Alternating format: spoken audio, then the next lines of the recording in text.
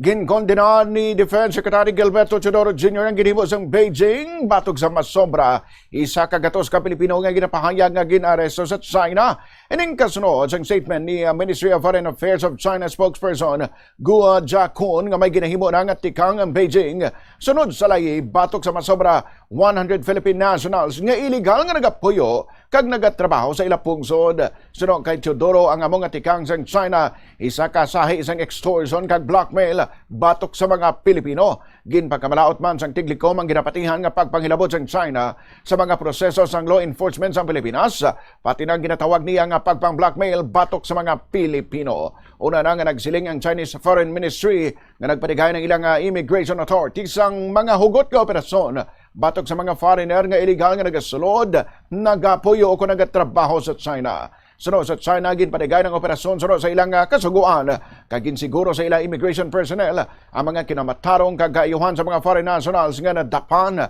Matandaan nga sang Mayo, may 69 ka Chinese nationals nga nadakpan sa isa ka operasyon sa isa ka steel plant sa Misamis Oriental.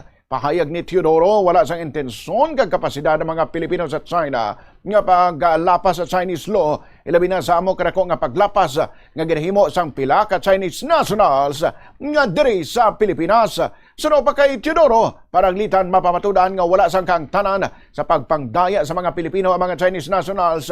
Tratuhon sila pareho sang iban nga foreigner nga nagasunod sa kasuguan samtang yara sa Pilipinas. Sa kaangot diri nga balita, ginakumpirmar pa sa Department of Foreign Affairs ang report nga masobra 100 ka mga Pilipino ang ginaresto sa China kasunod sang report nga ginpagwa sang Ministry of Foreign Affairs sa Beijing. Sunod naman sa DFA, nakigangot na sila sa Philippine Embassy kag mga konsulado sa Pilipinas. Agud mahibaluan ang eksakto nga numero, kahimtangan kag rason sang pag-aresto. Ginsiguro sang ahensya nga dapat mahatagan sang due process kag kinahanglanon nga consular assistance sang tanan nga na-detain nga mga Pinoy. Nagpanawagan man ang Pilipinas sa otoridad sang China nga siguruhon ang kaayuhan sa mga Pilipino nga gin-detain kag gilayon nga ipahibalo sa mga diplomatic posts sang Pilipinas ang ila pag-aresto kag detensyon. Sunod sa DFA, ginakilala sang Pilipinas ang kinamatarong sang China nga ipatuman ng ila immigration laws. Pareho man sang pagkilala sang Pilipinas sa kinamatarong sang kada pungsod nga ipatuman ng ilang mga kasuguan batok sa mga foreign national sa sulod sang ila jurisdiction.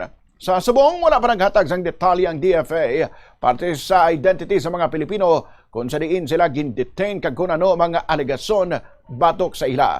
Wala man ginpatpat sang DFA kung may kangtanan ang mga pag-aresto sa mga isu sa West Philippine Sea, seguridad o kung pagpang-espiya. Ginatutukan sa mga opisyal sa Pilipinas sa pag-verify sa impormasyon kag pagsiguro nga maprotektahan ang kinamatarong kagayuhan sa mga Pilipino nga yara sa kustodiya sang among nga pungsod.